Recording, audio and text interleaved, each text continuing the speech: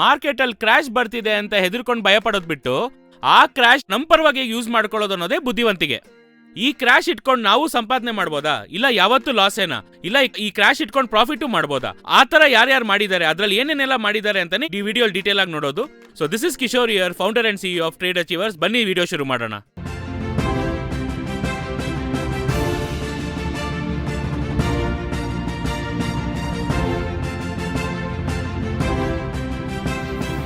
So ಈ ವಿಡಿಯೋಲ್ ನಾವು detailed ಆಗಿ ಬಂದು ಹೇಗೆ ಮಾರ್ಕೆಟ್ ಕ್ರಾಶ್ ನ ಅವ್ರ ಪರವಾಗಿ ಯೂಸ್ ಮಾಡ್ಕೊಂಡ್ರು, ಅದೇ ತರ ಯಾರೆಲ್ಲ ಅದನ್ನೆಲ್ಲ ಅವ್ರ ಪರವಾಗಿ ಯೂಸ್ ಮಾಡ್ಕೊಂಡು ಬಿಲಿಯನ್ಸ್ ಆಫ್ ಡಾಲರ್ ಸಂಪಾದನೆ ಮಾಡಿದ್ರು ಅಂತ ನಾವು ನೋಡೋಣ. ಇದರಲ್ಲಿ ನಾವೇನ್ ಕಲ್ತ್ಕೊಬಹುದು, ಅವ್ರು ಮಾಡಿರೋದ್ರಲ್ಲಿ ನಾವೇನ್ ಕಲ್ತ್ಕೊಬಹುದು ಅನ್ನೋದೇ ಈ ವಿಡಿಯೋಲ್ ಡೀಟೇಲ್ ಆಗಿ ನೋಡ್ತಾ ಇರೋದು.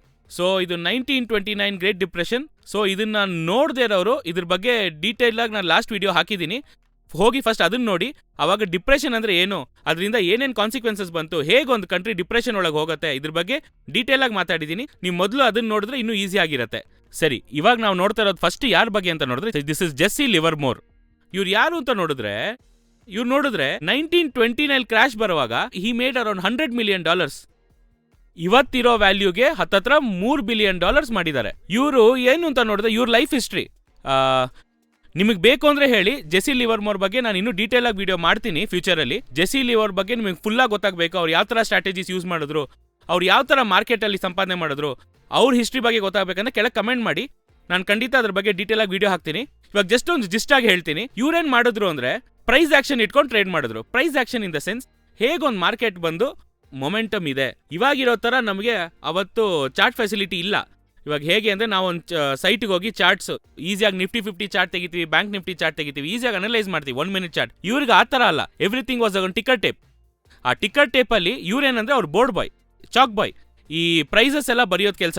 ಈ ಪ್ರೈಸಸ್ ಎಲ್ಲ ಅವ್ರ ಮೈಂಡ್ ಅಲ್ಲಿ ಇದ್ದು ಏನಾಯ್ತಂದ್ರೆ ಅವ್ರು ಒಂದು ಕ್ರಿಯೇಟ್ ಮಾಡಿದ್ರು ಒಂದು ಥಿಯರಿ. ಏನಂದ್ರೆ ಒಂದು ಪ್ರೈಸ್ ಈ ಪ್ರೈಸ್ ಇಂದ ಈ ಪ್ರೈಸ್ಗೆ ಹೋಗುತ್ತೆ ಅಂದ್ರೆ ನೆಕ್ಸ್ಟ್ ಈ ಪ್ರೈಸ್ಗೆ ಹೋಗುತ್ತೆ, ವಾಲ್ಯೂಮ್ ಇಷ್ಟಿದೆ. ಈ ವಿಷಯಗಳೆಲ್ಲ ಅವ್ರ ಮೈಂಡಲ್ಲಿ ಬಂದು he started to make it as a strategy. ಅವಾಗ ಒಂದು ಪ್ರೈಸ್ ಆಕ್ಷನ್ ಅನ್ನೋ ವಿಷಯದಲ್ಲಿ ಏನಂದ್ರೆ ಒಂದು ಪ್ರೈಸ್ ಮೂವ್ಮೆಂಟ್ ಆಗುತ್ತೆ. ಅಂದ್ರೆ ಆಕ್ಷನ್ ಅಂದ್ರೆ ಏನು ಅಂದ್ರೆ ಇನ್ನು ಸುಮ್ಮನೆ ಇದ್ರೆ ಒಂದು ಆಕ್ಷನ್ ಅಂತ ಕರೆಯಲ್ಲ, ಅದ್ರ ಹೆಸರು ಸ್ಟ್ಯಾಂಡ್ ಬೈ. ಒಂದು ಆಕ್ಷನ್ ಅಂದ್ರೆ ಏನೋ ಒಂದು ಆಗ್ತಾ ಇರಬೇಕು, ಕರೆಕ್ಟಾ? ಅದೇ ತರ ಒಂದು ಮಾರ್ಕೆಟ್ ಬಂದು ಏನೋ ಒಂದು ಮಾಡ್ತಾ ಇದೆ, ಅದು ಪ್ರೈಸ್ ಬಂದು ಏನೋ ಮಾಡ್ತಾ ಇದೆ. ಆ ಪ್ರೈಸ್ ಆಕ್ಷನ್ ಮೆಥಡ್ನೇ ಅವ್ರು ಕಂಡಿಡ್ದಿದ್ದು. ಅದು ಹೇಗೆ ಕಂಡಿಡ್ದಿದ್ದು ಅಂದ್ರೆ ಮಾರ್ಕೆಟ್ ಹೇಗೆ ಹೋಗ್ತಾ ಇದೆ, ಹೇಗೆ ರಿಯಾಕ್ಟ್ ಮಾಡ್ತಾ ಇದೆ, ಇದು ಬಂತು ಅಂದ್ರೆ ನೆಕ್ಸ್ಟ್ ಇದೇ ಬರುತ್ತೆ. ಇದು ಬಂದು ಇಷ್ಟೊಂದು ವರ್ಷದಿಂದ ನೋಡಿದ್ರಿಂದ ಅವ್ರ ಎಕ್ಸ್ಪೀರಿಯನ್ಸ್ ಅಲ್ಲಿ ಅವ್ರು ಕಲ್ತ್ಕೊಂಡ್ರು. So that is why you was able to predict ಇದಾದ್ಮೇಲೆ ನೆಕ್ಸ್ಟ್ ಏನ್ ಬರುತ್ತೆ. ಸೊ ಆ ಪ್ರೆಡಿಕ್ಷನ್ಗೆ ಹೋಗುವಾಗ ಏನಾಗ್ತಿತ್ತು ಅಂದ್ರೆ ಒಂದು ವಿಷಯ ಅವ್ರಿಗೆ ಕರೆಕ್ಟಾಗಿ ಅರ್ಥ ಆಗ್ಬಿಡ್ತು, ಮಾರ್ಕೆಟ್ ಈಸ್ ಓವರ್ ವ್ಯಾಲ್ಯೂಡ್. ಮೇಲ್ ಹೋಯ್ತು, ಇವಾಗ ಖಂಡಿತ ನೆಕ್ಸ್ಟ್ ಶಾರ್ಟ್ ಸೆಲ್ಲಿಂಗ್ ಕೆಳಗೆ ಬರುತ್ತೆ ಅಂತ ಗೊತ್ತಿದ್ದು ಪೊಸಿಷನ್ಸ್ ಎಲ್ಲಾನು ಶಾರ್ಟ್ ಸೆಲ್ ಮಾಡಕ್ ಶುರು ಮಾಡಿದ್ರು. ಎಲ್ಲಾ ಸೆಲ್ಲಿಂಗ್ ಅಲ್ಲಿ ಹಾಕಕ್ ಶುರು ಮಾಡಿದ್ರು. ಸೆಲ್ಲಿಂಗ್ ಅಲ್ಲಿ ಹಾಕಿ ಫೈನಲಿ ಕ್ರಾಶ್ ಮುಗಿಯುವಾಗ he came out with $100 million. ಇವತ್ತಿನ ವ್ಯಾಲ್ಯೂಗೆ $3 billion ಇಂದ ಆಚೆ ಬಂದ್ರು. So that is Jesse Livermore for you. ಏನಂದ್ರೆ ಒಂದು ವಿಷಯನ ಗೊತ್ತಿದ್ದು ಆ ಒಂದೇ ವಿಷಯದಲ್ಲಿ ಬಂದು ಅದನ್ನ ಮತ್ತೆ ಅದನ್ನ ನೋಡಿ ಅದನ್ನ ಸೂಕ್ಷ್ಮವಾಗಿ ಕಲ್ತ್ಕೊಂಡು ಈ ಮಾರ್ಕೆಟ್ನ ಬಂದು ಈ ತರ ಪ್ಯಾಟರ್ನ್ಸ್ ಅಲ್ಲೇ ಮೂವ್ ಆಗುತ್ತೆ. ಇವಾಗ ನಾವು ನಾರ್ಮಲ್ ಆಗಿ ಹೇಳ್ತೀವಲ್ವಾ, ಒಂದು ಡಬಲ್ ಟಾಪ್ ಇದೆ, ಒಂದು ಟ್ರೆಂಡ್ ಲೈನ್ ಇದೆ, ಒಂದು ಫಿಬೊನಾಚಿ ಇದೆ, ಈ ತರ ವಿಷಯಗಳು ತುಂಬಾ ವಿಷಯಗಳು ಅವ್ರು ಕಲ್ತ್ಕೊಂಡು ಅವರು ಇವಾಗ ಹೆಸರು ಏನು ಆ ತರ ಏನು ಇಟ್ಟಿಲ್ಲ. ಅವ್ರೇನು ಅಂದ್ರೆ ಪ್ಯಾಟರ್ನ್ಸ್ ಕಂಡಿಡಿದ್ರು. ಇವಾಗ ಒಂದು ಡಬಲ್ ಟಾಪ್ ಇಷ್ಟು ವರ್ಷಕ್ಕೆ ಇಷ್ಟು ಡಬಲ್ ಟಾಪ್ ಬಂತು ಅಂದ್ರೆ ಇಷ್ಟು ವರ್ಷದೊಳಗೆ ಬಂತು ಅಂದ್ರೆ ಇಷ್ಟು ರಿಯಾಕ್ಷನ್ ಬರುತ್ತೆ. ಸೊ ಈ ತರ ತುಂಬಾ ವಿಷಯಗಳನ್ನ ಈ ಕೇಮ್ ಟು ಅಂಡರ್ಸ್ಟ್ಯಾಂಡ್. ಆಮೇಲೆ ಪ್ರೈಸ್ ಆಕ್ಷನ್ ಅರ್ಥ ಮಾಡ್ಕೊಂಡು he started to short sell the market and he made $100 million. So ಈ ತರ ಒಂದು ದೊಡ್ಡ ಲೆವೆಲ್ ಅಲ್ಲಿ ಕ್ರಾಶ್ ನ ತನ್ನ ಪರವಾಗಿ ಯೂಸ್ ಮಾಡ್ಕೊಂಡು ಸಂಪಾದನೆ ಮಾಡಿದ ಒಂದು ಮುಖ್ಯವಾದ ವ್ಯಕ್ತಿ ಯಾರು ಅಂದ್ರೆ ದಟ್ ಇಸ್ ಜೆಸ್ಸಿ ಲಿವರ್ಮೋರ್. ಅದಾದ್ಮೇಲೆ ಅವ್ರ ಲೈಫಲ್ಲಿ ತುಂಬಾ ವಿಷಯಗಳು ನಡೀತು. ಅದ್ರ ಬಗ್ಗೆ ಬೇಕು ಅಂದ್ರೆ ಕಮೆಂಟ್ ಅಲ್ಲಿ ಹೇಳಿ, ಖಂಡಿತ ಅದ್ರ ಬಗ್ಗೆ ವಿಡಿಯೋ ಹಾಕ್ತೀನಿ. ನೆಕ್ಸ್ಟ್ 2008 ಕೂಡ ಒಂದು ದೊಡ್ಡ ಮೇಜರ್ ಕ್ರಾಶ್ ನೋಡಿದವ್ರಿಗೆ ಗೊತ್ತಿರುತ್ತೆ. ನಿಮ್ಗೆ ಆಲ್ಮೋಸ್ಟ್ ಇವಾಗ ದೀಪಕ್ ಸರ್ ಬೇಡ ವಿಡಿಯೋ ಹಾಕಿದ್ದಾರೆ, ಲೀಮನ್ ಬ್ರದರ್ಸ್ ಇಟ್ಕೊಂಡು ಈ ಹೌಸಿಂಗ್ ಬಬಲ್ ಹೇಗಾಗಿರ್ಬೋದು ಅಂತ ಒಂದು ಡೀಟೇಲ್ ವಿಡಿಯೋ ಹಾಕಿದ್ದಾರೆ. ಅದ್ರ ಬಗ್ಗೆ ಇನ್ ಕೇಸ್ ಹೋಗಿ ನೋಡ್ಬೇಕಂದ್ರೆ ಹೋಗಿ ನೋಡ್ಬೋದು. ಆ ಕ್ರಾಶ್ ಬರೋವಾಗಲೂ there was a man who made $millions. ಅದು ಯಾರು ಅಂತ ನೋಡಿದ್ರೆ ಇಟ್ ವಾಸ್ ಡಾಕ್ಟರ್ ಮೈಕಲ್ ಬರಿ. ಇವರು ಹತ್ತತ್ರ $100 million ಜಾಸ್ತಿ. ಇವ್ರು ಇನ್ವೆಸ್ಟರ್ ಫಂಡ್ಸ್ಗೆಲ್ಲ ನೋಡಿದ್ರೆ $700 million ಸಂಪಾದನೆ ಮಾಡಿಕೊಟ್ಟಿದ್ದಾರೆ. ಹೇಗೆ ಅಂದ್ರೆ this man is totally fundamental analyst. ಇವಾಗ ಜೆಸ್ಸಿ ಲಿವರ್ಮೋರ್ ನೋಡಿದ್ರೆ ಅವ್ರು ಯಾರು ಅಂತ ಕೇಳಿದ್ರೆ ಈಸ್ ಅ ಟೆಕ್ನಿಕಲ್ ಅನಾಲಿಸ್ಟ್. ಆದ್ರೆ ಅದೇ ಟೈಮಲ್ಲಿ ಮೈಕಲ್ ಬೆರಿ ಅನ್ನೋರು is totally into fundamental analysis. Fundamental in the sense sentiments ನ ನೋಡಿ, ಫಂಡಮೆಂಟಲ್ ಆಗಿ ಒಂದು ಕಂಪನಿ ಮಾತ್ರ ನೋಡದೆ ಒಂದು ಹೌಸಿಂಗ್ ಮಾರ್ಕೆಟ್ ನ ರಿಸರ್ಚ್ ಮಾಡಿದ್ದು ವ್ಯಕ್ತಿ ಇವರು ಹೌಸಿಂಗ್ ಮಾರ್ಕೆಟ್ ನ ನೋಡಿ ಇದ್ರ ಹಿಂದೆ ಬ್ಯಾಕ್ ಗ್ರೌಂಡ್ ಅಲ್ಲಿ ಏನೇನ್ ನಡೀತಾ ಇದೆ, ಈ ಹೌಸಿಂಗ್ ಮಾರ್ಕೆಟ್ ಹೇಗಿದೆ, ಈ ಕ್ರೆಡಿಟ್ ಡಿಫಾಲ್ಟ್ ಸ್ವಾಪ್ಸ್ ಅಂದ್ರೆ ಏನು, ಈ ತರ ತುಂಬಾ ವಿಷಯಗಳನ್ನ ಅವ್ರು ಅರ್ಥ ಮಾಡ್ಕೊಂಡು ಕ್ಲಿಯರ್ ಆಗಿ ಅರ್ಥ ಮಾಡ್ಕೊಂಡ್ರು. ಇದು ಬಂದು ಒಂದು ಹೇಗೆ ಹೇಳೋದು, ಒಂದು ಬೋಗಸ್ ಸ್ಕೀಮ್ ತರಾನೇ ಹೋಗ್ತಾ ಇದೆ. ಯಾಕೆಂದ್ರೆ ಇದ್ರ ಹಿಂದೆ ನಿಜವಾದ ಒಂದು ಬ್ಯಾಕಪ್ ಇಲ್ಲ, ಇದೊಂದು ಜಸ್ಟ್ ಒಂದು ಬಲೂನ್ ತರ ಊದ್ತಾ ಇದೆ, ನಾಳೆ ಬಲೂನ್ ಹೊಡೆದ್ರೇನು market is gonna to crash ಅಂತ ಕರೆಕ್ಟಾಗಿ ಅರ್ಥ ಮಾಡ್ಕೊಂಡು he betted everything on that. ಅವ್ರದ್ದು ಕಂಪ್ಲೀಟ್ ಇನ್ಸ್ಟಿಟ್ಯೂಷನಲ್ ಇನ್ವೆಸ್ಟ್ಮೆಂಟ್ನು ಅವ್ರು ಹೋಗಿ betted on the betting on housing market crash. ಅದ್ರ ಬಗ್ಗೆ ನಿಮ್ಗೆ ಇನ್ ಕೇಸ್ ಡೀಟೇಲ್ ಆಗಿ ವಿಡಿಯೋ ಬೇಕು ಅಂದ್ರೆ ಕಮೆಂಟ್ ಮಾಡಿ. ಡೆಫಿನೆಟ್ ಆಗಿ ಇದ್ರ ಬಗ್ಗೆ ಇವ್ರ ಲೈಫ್ ಹಿಸ್ಟ್ರಿ, ಹೇಗೆ ಇವ್ರ ಮಾರ್ಕೆಟಲ್ಲಿ ಸಂಪಾದನೆ ಮಾಡಿದ್ರು, ಇವ್ರು ಏನೇನೆಲ್ಲ ನೋಡಿದ್ರು ಅಂತ ಇನ್ನೂ ಡೀಟೇಲ್ ಆಗಿ ಮಾತಾಡೋಣ. ಇವ್ರೇನು ಮಾಡಿದ್ರು, ಅದು ಅಗೇನ್ಸ್ಟ್ ಹೋಗಿ ಬೆಟ್ ಮಾಡಿದ್ರು. ಯಾರು ಹೌಸಿಂಗ್ ಮಾರ್ಕೆಟ್ ಅಗೇನ್ಸ್ಟ್ ಆಗಿ ಬೆಟ್ ಮಾಡೋದೇ ಇಲ್ಲ, ಯಾಕೆಂದ್ರೆ ಅದೆಲ್ಲ AAA ಕ್ಯಾಟಗರಿಲಿ ಇರೋ ವಿಷಯ. ಅಷ್ಟು ರೇಟಿಂಗಲ್ಲಿ ಇರೋದನ್ನ ಹೋಗಿ ಒಬ್ಬ ಶಾರ್ಟ್ ಸೆಲ್ ಮಾಡ್ತಾ ಇದ್ದೀನಿ ಅನ್ನುವಾಗ, ಓಕೆ ಎಲ್ಲ ಇನ್ವೆಸ್ಟ್ಮೆಂಟ್ ಬ್ಯಾಕು ನಾವು ಮಾಡ್ಕೊಂತೀವಿ, ಆಪ್ಷನ್ಸ್ ಪ್ರೀಮಿಯಂ ತರ ನಿಮಗೆ ಕೊಡ್ತೀನಿ ಅಂತ ಅವ್ರೇನು ಮಾಡಿದ್ರು, ಪ್ರೀಮಿಯಮ್ಸ್ ಕೊಡೋಕೆ ಶುರು ಮಾಡಿದ್ರು. ಇವರು ಶಾರ್ಟ್ ಸೆಲ್ಲಿಂಗ್ ಮಾಡಿದ್ರು. ಆದ್ರೆ 2021 ಕ್ರಾಶ್ ಬಂದಾಗ this man made millions and millions of dollars. ಯಾರು ಅವ್ರನ್ನ ಸ್ಟಾರ್ಟಿಂಗ್ ಅಲ್ಲಿ ನಂಬಲಿಲ್ಲ. ಆದ್ರೆ once credit market housing bubble burst ಆಗಿದ ತಕ್ಷಣ this was the man who made millions and millions of dollars out of it. ಇವಾಗ ಏನು ಅಂದ್ರೆ ಇವರೆಲ್ಲ ಅದನ್ನ ಆಪರ್ಚುನಿಟಿಯಾಗಿ ಚೇಂಜ್ ಮಾಡ್ಕೊಂಡ್ರು. ಇವಾಗ ನಾವು ಸ್ಟಾಕ್ ಮಾರ್ಕೆಟಲ್ಲಿ ಆಗಿರ್ಬೋದು, ಇಲ್ಲ ಯಾವುದೋ ಒಂದು ರಿಸೆಷನ್ ಬಂತು, ಇಲ್ಲ ಕ್ರೈಸಿಸ್ ಬಂತು, ಇಲ್ಲ ಡಿಪ್ರೆಷನ್ ಬಂತು ಅಂತ ನಾವು ಅದ್ರ ಬಗ್ಗೆ ಹೆದರ್ಕೊಳ್ಳೋ ಬದಲು ಅದನ್ನ ಹೇಗೆ ನಮ್ಮ ಫೇವರಾಗಿ ಯೂಸ್ ಮಾಡ್ಕೊಬೋದು ಅನ್ನೋದೇ ಮುಖ್ಯವಾದ ವಿಷಯ. ಅದೇ ಈ ವಿಡಿಯೋ ನಾವು ಮುಖ್ಯವಾಗಿ ಅರ್ಥ ಮಾಡ್ಕೊಬೇಕಾಗಿರೋ ವಿಷಯ. ಇವ್ರೇನ್ ಮಾಡಿದ್ರು ಅಂದ್ರೆ ಮುಂಚೆನೆ ಪ್ರೆಡಿಕ್ಟ್ ಮಾಡಿ they started to be on the right side of the market. ಅದೇ ನಾನು ಯಾವಾಗಲೂ ನನ್ನ ಸ್ಟೂಡೆಂಟ್ಸಿಗೆ ಯಾವಾಗಲೂ ಹೇಳ್ತಾ ಇರ್ತೀನಿ, ಕ್ರಾಶ್ ಬರುತ್ತಾ, ಡಿಪ್ರೆಷನ್ ಬರುತ್ತಾ ಅಂತ ಮರ್ತುಬಿಡಿ. You always try to be on the right side of the market. ಏನಂದ್ರೆ ಮಾರ್ಕೆಟ್ ಬೈ ಟ್ರೆಂಡ್ ಅಲ್ಲಿದ್ರೆ ಬೈಯಲ್ಲಿರಿ, ಸೆಲ್ ಟ್ರೆಂಡ್ ಅಂದ್ರೆ ಸೆಲ್ಲಿಂಗ್ ಅಲ್ಲಿರಿ. ಒಂದು ಡಿಪ್ರೆಷನ್ ಬರುತ್ತೋ, ಕ್ರಾಶ್ ಬರುತ್ತೋ, ಇಲ್ಲ ಸೆಲ್ಲಿಂಗ್ ಬರುತ್ತೋ, ಅದಕ್ಕೆ ಮುಂಚೆ ಮಾರ್ಕೆಟ್ ಖಂಡಿತ ಒಂದು ಕ್ಲಿಯರ್ ಇಂಡಿಕೇಶನ್ ಕೊಡುತ್ತೆ. ಇವಾಗ ನಾನು ಟ್ರೆಂಡ್ ಸೆಲ್ ಟ್ರೆಂಡ್ ಅಂತ ಸೆಲ್ ಮಾಡಿಟ್ಬಿಟ್ಟೆ. ಇವಾಗ ನನಗೆ ಪ್ರಾಫಿಟ್, ಇವಾಗ ಲೆಟ್ಸ್ ಸೇ ಒಬ್ರು ಸೆಲ್ ಮಾಡ್ಬಿಟ್ರು, ಟ್ರೆಂಡ್ ನೋಡಿದ್ರು 100 ಪಾಯಿಂಟ್ ಬರುತ್ತೆ ಅಂತ ಎಕ್ಸ್ಪೆಕ್ಟ್ ಮಾಡ್ತಾ ಇದ್ದಾರೆ. ಆ 100 ಪಾಯಿಂಟ್ ಬದಲು 1000 ಪಾಯಿಂಟ್ ಕ್ರಾಶ್ ಬಂತು ಅಂದ್ರೆ ಬೇಡ ಅಂತೀವಾ?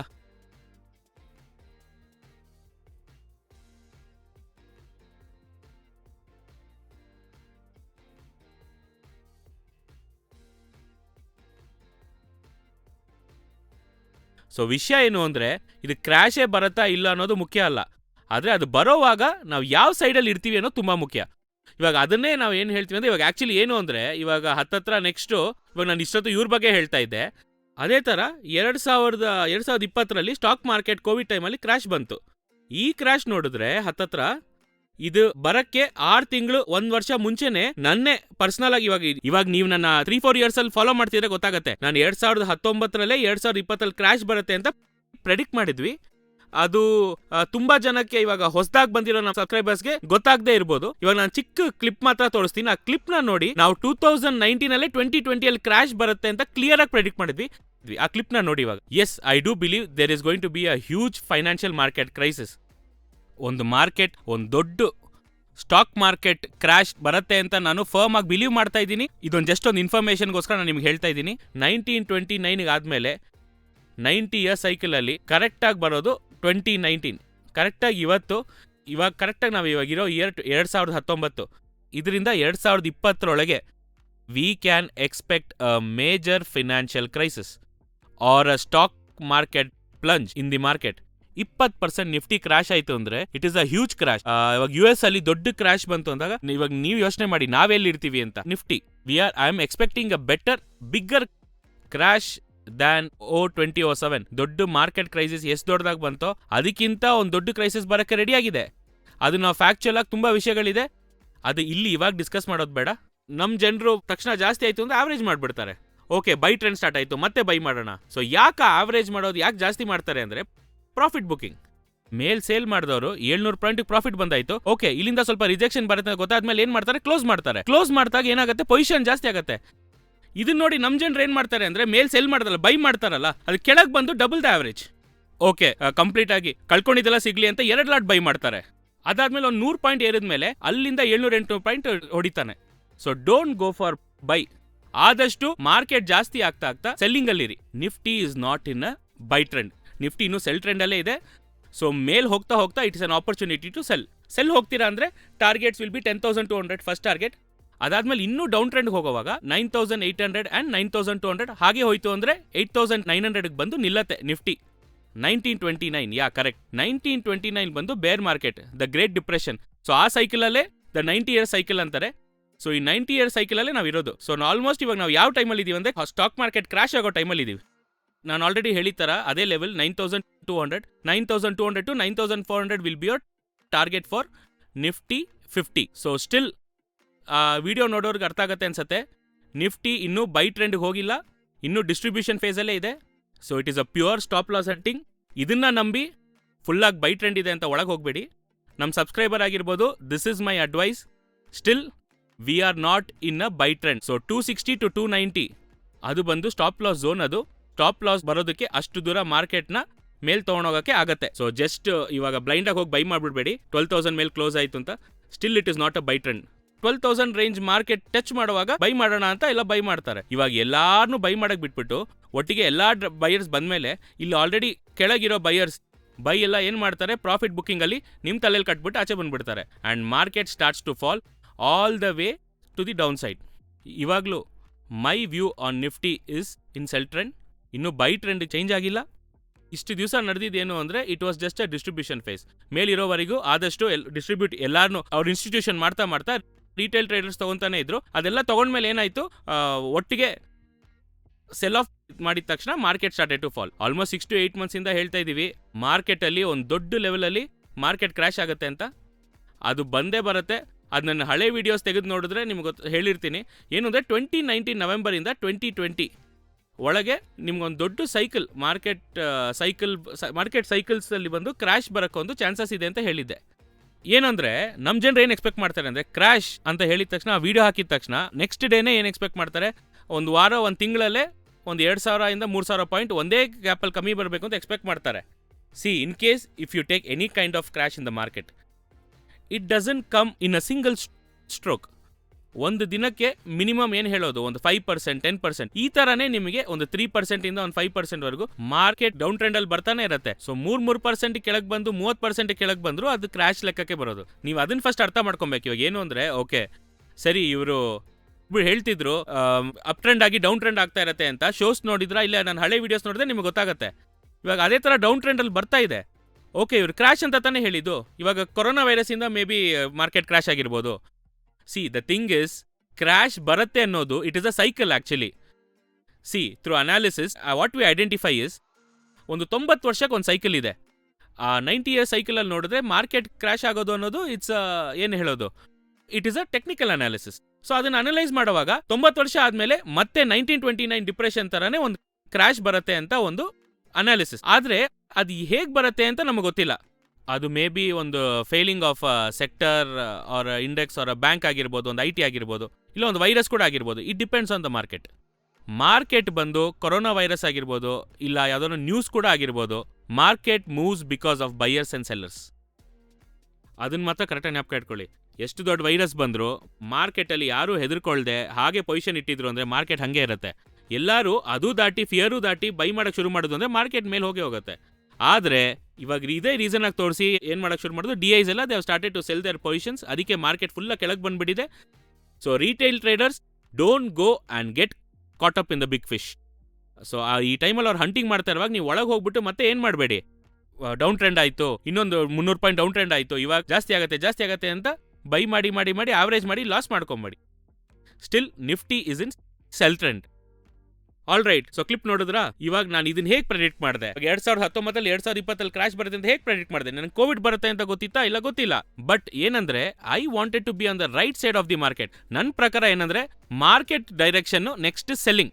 ಸೊ ಅದು ಗೊತ್ತಾದ್ಮೇಲೆ ನಾನು ಸೆಲ್ ಸೈಡಲ್ಲಿ ಇದ್ದೆ. ಅದು ಎಷ್ಟು ದೊಡ್ಡ ಕ್ರಾಶ್ ಬಂದರೂ ನನಗೆ ಸಮಸ್ಯೆ ಇಲ್ಲ, ಯಾಕಂದ್ರೆ I am on the right side. ಮಾರ್ಕೆಟಲ್ಲಿ ಎರಡೇ ಸೈಡ್ ಇರೋದು, ಒಂದು ಅಪ್ ಟ್ರೆಂಡ್, ಇನ್ನೊಂದು ಡೌನ್ ಟ್ರೆಂಡ್. ನಾನು ಯಾವ ಸೈಡಲ್ಲಿ ಇದ್ದೀನಿ? ಅಪ್ ಸೈಡ್ ಅಲ್ಲ, ಡೌನ್ ಸೈಡ್ ಅಲ್ಲ. ಸೊ ಕ್ರಾಶ್ ಬರುವಾಗ ಡೌನ್ ಸೈಡಲ್ಲಿದ್ದರೆ, ನಾನು ಡೌನ್ ಸೈಡಲ್ಲಿದ್ದರೆ ಯು ವಿಲ್ ಮೇಕ್ ಪ್ರಾಫಿಟ್ಸ್. ಇದೇ ಸಿಂಪಲ್ ಕಾನ್ಸೆಪ್ಟ್, ತುಂಬ ಕಾಂಪ್ಲಿಕೇಟೆಡ್ ಏನಿಲ್ಲ. ಕ್ರಾಶ್ ಬಂದ್ರೇನು ಹೆದರ್ಕೊಡೋ ಅವಶ್ಯಕತೆ ಇಲ್ಲ. ಆದರೆ ನಾವು ಯಾವ ಸೈಡಲ್ಲಿ ಇದ್ದೀವಿ ಅನ್ನೋದೇ ಮುಖ್ಯ. ಇದನ್ನ ನಾನು ಹೇಗೆ ಅನಲೈಸ್ ಮಾಡಿದೆ ಅಂತ ನೋಡಿದ್ರೆ, ಯೂಸಿಂಗ್ ಟೈಮ್ ಸೈಕಲ್ಸ್ ಆಗಿರ್ಬೋದು, ಅದ್ರ ಜೊತೆಗೆ ಸೇರಿ ಪ್ರೈಸ್ ಆಕ್ಷನ್ ಯೂಸ್ ಮಾಡಿ ಟೈಮ್ ಸೈಕಲ್ಸು ಮಿಕ್ಸ್ ಮಾಡಿದಾಗ I came to decision that market ಖಂಡಿತ 2020 ಕ್ರಾಶ್ ಬರಬೇಕು. ಯಾಕೆಂದ್ರೆ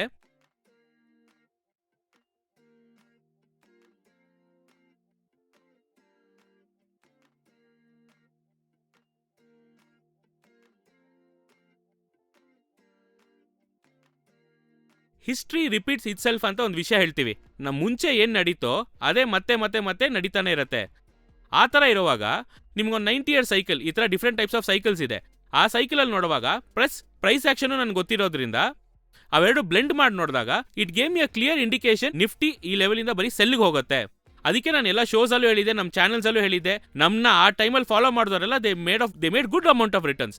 ನಮ್ಮ ಸ್ಟೂಡೆಂಟ್ ತುಂಬಾ ಜನ they made good returns out of it. ಯಾಕಂದ್ರೆ ಮುಂಚೆನೇ ಗೊತ್ತಿತ್ತು, ಸೆಲ್ ಅಂತಾನೆ ಗೊತ್ತಾಯ್ತು. ಸೊ ನಾವು ಸೆಲ್ಲಲ್ಲೇ ಇರೋಣ, ಹೇಗೋ ಮಾರ್ಕೆಟ್ ಡೌನ್ ಟ್ರೆಂಡ್ಗೆ ಹೋಗುತ್ತೆ, I am on the right direction. ಇದೇ ಮುಖ್ಯವಾದ ವಿಷಯ. ಏನಂದ್ರೆ ನಾನು ಎಕ್ಸಾಕ್ಟ್ಲಿ ಈ ಡೇಟಲ್ಲಿ ಕ್ರ್ಯಾಶ್ ಬರುತ್ತೆ, ಇಲ್ಲ ಇದನ್ನ ನೋಡಬೇಕು ಅದನ್ನ ನೋಡಬೇಕು, ಕರೆಕ್ಟ್ ಆಗಿರೋ ಡೈರೆಕ್ಷನ್ಲಿ ಇದ್ದೀರಾ ಇಲ್ವಾ, ಬೈಯಾ ಸೆಲ್ಲ, ಇವೆರಡೇ ಬೇಕಾಗಿರೋದು. ಕರೆಕ್ಟ್ ಆಗಿರೋ ಡೈರೆಕ್ಷನ್ ಸೆಲ್ಲಲ್ಲಿರುವಾಗ, ಸೆಲ್ಲಲ್ಲಿದ್ರೆ ಕ್ರ್ಯಾಶ್ ಬಂದಾಗ ಅದು ನಮಗೆ ಬೋನಸ್. ಅದಕ್ಕೆ ಏನು ಹೇಳ್ತಾರೆ, ಒಂದು ಬೈಯಿಂಗ್ ಮಾರ್ಕೆಟಲ್ಲಿ you can make profits, but in a selling market crash ಅಲ್ಲಿ you can make a fortune. ಇವಾಗ ಒಂದು ಮೈಕಲ್ ಬರಿ ಆಗಿರ್ಬೋದು, ಇಲ್ಲ ಜೆಸಿ ಲಿವರ್ಮೋರ್ ಆಗಿರ್ಬೋದು, $100 million ಬೈಯಿಂಗ್ ಮಾರ್ಕೆಟ್ ಅಲ್ಲಿ ಮಾಡಕ್ಕಾಗಲ್ಲ, ಯಾಕಂದ್ರೆ ಬರೀ ಡಬಲ್ ಮಾಡ್ಕೊಬಹುದು. ಆದ್ರೆ ಇದೇ ಸೆಲ್ಲಿಂಗ್ ಮಾರ್ಕೆಟ್ ಅಲ್ಲಿ you can make a fortune out of it. Short selling ಅಲ್ಲಿ ಹೋಗ್ಬೋದು. ಸೊ ಅದರಿಂದಾನೆ we have to always try to be on the right side of the market rather than always prediction ಮಾತ್ರ matter ಆಗಲ್ಲ. ಏನಂದ್ರೆ ನಾವು ಯಾವ ಕಡೆ ಇದೀವಿ ಅನ್ನೋದು ಕರೆಕ್ಟಾಗಿ ಪ್ರೆಡಿಕ್ಟ್ ಮಾಡಿದ್ರೆ that is more than enough. So ಈ ಥರನೇ ನಾನು ಅನಲೈಸ್ ಮಾಡಿ I was able to predict the market. ಅದಕ್ಕೆ ನಾನು ಪ್ರೆಡಿಕ್ಟ್ ಮಾಡಿದ್ಮೇಲೆ ಹತ್ತತ್ರ 40% ಮಾರ್ಕೆಟ್ ಡೌನ್ ಟ್ರೆಂಡ್ ಆಯಿತು. We all made good amount of returns. ನಮ್ಮ ಸ್ಟೂಡೆಂಟ್ಸ್ ಎಲ್ಲರೂ ಒಳ್ಳೆ ರಿಟರ್ನ್ಸ್ ನೋಡಿ ಆಚೆ ಬಂದರು. ಅದಾದ್ಮೇಲೆ ಮಾರ್ಕೆಟ್ ಸ್ಟಾರ್ಟೆಡ್ ಟು ಬೂಮ್. ಇವಾಗ ಏನು ಅಂದ್ರೆ ಈ ಕ್ರಾಶ್ ಬರುತ್ತೆ ಅನ್ನೋವಾಗ ತುಂಬಾ ಜನ ಎದುರ್ಕೊಂಡ್ರು. ತುಂಬಾ ಜನ ಏನು ಹೇಳಿದ್ರು, ಇಲ್ಲ ನಿಫ್ಟಿ ಹೊಸ ಹೈ ಹೋಗುತ್ತೆ ಅಂತ. ಆ ಟೈಮಲ್ಲಿ ನಾನು ಹೇಳ್ತಿರೋದು 4 ವರ್ಷ ಮುಂಚೆ ಗೊತ್ತಿರುತ್ತೆ ನೀವು ನಾನು ಫಾಲೋ ಮಾಡ್ತಿದ್ರೆ. ಆದ್ರೆ ನನ್ನ ಐಡಿಯಾ ನಾನು ಚೇಂಜ್ ಆಗಿಲ್ಲ. ಎಲ್ಲರೂ ಬೈ ನ್ಯೂಸ್ ಚಾನೆಲ್ ಎಲ್ಲರೂ ಬೈ ಅನ್ನುವಾಗ ನಾನು ಸೆಲ್ ಅಂತಾನೆ ಹೇಳಿದ್ದು. ಯಾಕಂದ್ರೆ ನನ್ನ ಟೆಕ್ನಿಕಲ್ಸ್ ಮೇಲೆ ನನಗೆ ನಂಬಿಕೆ ಇತ್ತು. I know my price action, I know my studies. ನಾನು ಎಷ್ಟು ವರ್ಷ ರಿಸರ್ಚ್ ಮಾಡಿರೋದ್ರ ಬಗ್ಗೆ ನಂಗೆ ನಂಬಿಕೆ ಇತ್ತು. ನಾನು ಏನು ಹೇಳೋದು, ನನ್ನ ಸ್ಟಡೀಸ್ ಬಗ್ಗೆ ನಾನು ತುಂಬ ಸ್ಟ್ರಾಂಗ್ ಆಗಿದ್ದೆ. ಅದಕ್ಕೆ ನನಗೆ ಮಾರ್ಕೆಟ್ ರಿವಾರ್ಡ್ ಕೂಡ ಕೊಡ್ತು. ಏನು ಅಂದರೆ, ಒಂದು ವಿಷಯ ನೀವು ಕಲ್ತ್ಕೊಂತೀರಾ ಅಂದರೆ ಆ ಕಲ್ತ್ಕೊಂಡಿರೋ ವಿಷಯ ಕರೆಕ್ಟ್ ಆಗಿದೆ ಅಂತ once you prove it then people will understand. ಆ ಟೈಮಲ್ಲೇ ತುಂಬ ಜನ ಇದನ್ನು ಅರ್ಥ ಮಾಡ್ಕೊಳ್ಳೋಕೆ ಶುರು ಮಾಡಿದ್ರು. So price action works. ಮಾರ್ಕೆಟ್ನ ಕರೆಕ್ಟಾಗಿ ಅಂಡರ್ಸ್ಟ್ಯಾಂಡ್ ಮಾಡ್ಕೊಂಡು ಹೋದರೆ ಕ್ರ್ಯಾಶ್ ಬಂದರೂ ಅದರಲ್ಲೂ ನಾವು ಆಪರ್ಚುನಿಟಿ ಆಗಿ ಯೂಸ್ ಮಾಡಿಕೊಂಡು ನಾವು ಸಂಪಾದನೆ ಮಾಡೋಕ್ಕೆ ಆಪರ್ಚುನಿಟಿ ಸೆಲ್ಲಿಂಗ್ ಮಾರ್ಕೆಟು ಕೊಡುತ್ತೆ. ಆದರೆ ನಾವು ಏನು ಮಾಡ್ತೀವಿ ಅನ್ನೋದೇ ತುಂಬ important. So always try to be on the right side of the market. ಅದಕ್ಕೆ ಕ್ರ್ಯಾಶ್ ಬಂತು ಅಂದಿದ ತಕ್ಷಣ ಹೆದರ್ಕೊಳ್ಳೋದು ಬೇಡ. ಅಯ್ಯಯ್ಯೋ ಕ್ರ್ಯಾಶ್ ಆಗ್ತಿದೆ ಅಂತ ಹೇಳ್ಬಿಟ್ರು ವಿಡಿಯೋಸ್ ಬರೀ ರೆಗ್ಯುಲರ್ ಆಗಿ ಕ್ರ್ಯಾಶ್ ಬಗ್ಗೆನೇ ಹೇಳ್ತಾ ಇದ್ದಾರೆ ಟ್ರೇಡ್ ಅಚೀವರ್ಸ್ ಅಲ್ಲಿ. ನಾನು ಕಮೆಂಟ್ಸ್ ಎಲ್ಲ ನೋಡಿದೆ, ಏನೋ ಜನರು ಏನೋ ನಡೀತಾ ಇದೆ, ಬರೀ ಕ್ರ್ಯಾಶ್ ಬಗ್ಗೆನೇ ಮಾತಾಡ್ತಾ ಇದ್ದೀನಿ, ಹುಷಾರಾಗಬೇಕು ಅಂತ. ನಾನೇ ಹೇಳ್ತಾ ಇದ್ದೀನಿ, ಕ್ರ್ಯಾಶ್ ಬಂದ್ರೇನು ನೀವು ಹೆದರ್ಕೊಂಬೇಡಿ. Always try to be on the right side, you can make money out of it. All right, ಇದೇ ನಾನು ನಿಮಗೆ ಅರ್ಥ ಮಾಡಿಸ್ಬೇಕು ಅನ್ಕೊಂಡೆ. ಕ್ರ್ಯಾಶ್ ನೋಡಿ ಹೆದರ್ಕೊಂಬೇಡಿ, ಅದನ್ನೊಂದು ಆಪರ್ಚುನಿಟಿ ಆಗಿ ಯೂಸ್ ಮಾಡಿ ಹೇಗೆ ಸಂಪಾದನೆ ಮಾಡ್ಬೋದು. ಕ್ರ್ಯಾಶ್ ಮುಗಿದ್ಮೇಲೆ ಏನಾಯ್ತು, ಮಾರ್ಕೆಟ್ ಮತ್ತೆ ಮೇಲ್ ಹೋಯ್ತು. ಅವಾಗ crash is gonna to give you a better opportunity. Crash ಅಲ್ಲೂ ಸಂಪಾದನೆ ಮಾಡಬಹುದು. ಮುಗಿದ್ಮೇಲೆ ₹300 ಸ್ಟಾಕ್ 50ಕ್ಕೆ ಬಂದ್ಮೇಲೆ ಮತ್ತೆ ₹50 ಇನ್ವೆಸ್ಟ್ ಮಾಡಿ ₹100 ಆಗುವಾಗ ಡಬಲ್ ಕೂಡ ಮಾಡ್ಕೊಬಹುದು. So crash is one of the best instrument to make money in the market. ಆ ಸೈಕಲ್ನ ಮಾತ್ರ ಮರಿಬೇಡಿ. ಆಲ್ ರೈಟ್, ನಾನು ಇದನ್ನೇ ನಿಮಗೆಲ್ಲ ಅರ್ಥ ಮಾಡಿಸ್ಬೇಕು ಅಂತ ಇದ್ದೆ. ಸೊ ನಾನು ಹೇಗೆ ಈ ಮಾರ್ಕೆಟ್ನ ಅನಲೈಸ್ ಮಾಡ್ತಾ ಇದ್ದೀನೋ, ಸೈಕಲ್ಸ್ ಆಗಿರ್ಬೋದು, ಮಾರ್ಕೆಟ್ ಅನಾಲಿಸಿಸ್, ಇದು ಹೇಗೆ ಪ್ರೈಸ್ ಆಕ್ಷನ್ ಇಟ್ಕೊಂಡು ಮಾರ್ಕೆಟ್ ಸೆಲ್ಗೆ ಹೋಗುತ್ತಾ ಬೈಗೆ ಹೋಗುತ್ತಾ ನಾನು ಹೇಗೆ ಪ್ರೆಡಿಕ್ಟ್ ಮಾಡ್ತಾ ಇದ್ದೀನೋ ಆ ಥರ ನೀವು ಪ್ರೆಡಿಕ್ಟ್ ಮಾಡಬೇಕು ಅನ್ಕೊಂಡ್ರೆ we are trade achievers, V teach people ಹೇಗೆ ಒಂದು ಮಾರ್ಕೆಟ್ನ ಪ್ರಾಪರ್ ಆಗಿ ಅನಲೈಸ್ ಮಾಡಿ ಇದು ನೆಕ್ಸ್ಟ್ ಏನಾಗುತ್ತೆ, ಇದ್ರ ಮೊಮೆಂಟಮ್ ಹೇಗಿರುತ್ತೆ, ಅದು ಟೆಕ್ನಿಕಲ್ ಆಗಿ ನಾವು ಹೇಗೆ ಅಪ್ರೋಚ್ ಮಾಡಬೇಕು, ಇದೆಲ್ಲ ನಾವು ಹೇಳ್ಕೊಡ್ತೀವಿ. ಸೊ ಇನ್ ಕೇಸ್ ನಮ್ಮ ಕ್ಲಾಸಸ್ ಜಾಯಿನ್ ಮಾಡಬೇಕು ಅನ್ಕೊಂಡ್ರು, ನಾವು ಎವ್ರಿ ಮಂಡೇ ಚೆನ್ನೈ, ಕೊಯಂಬತ್ತೂರು, ಮಧುರೈ 3 ಬ್ರಾಂಚಲ್ಲೂ ಕ್ಲಾಸಸ್ ಇದೆ.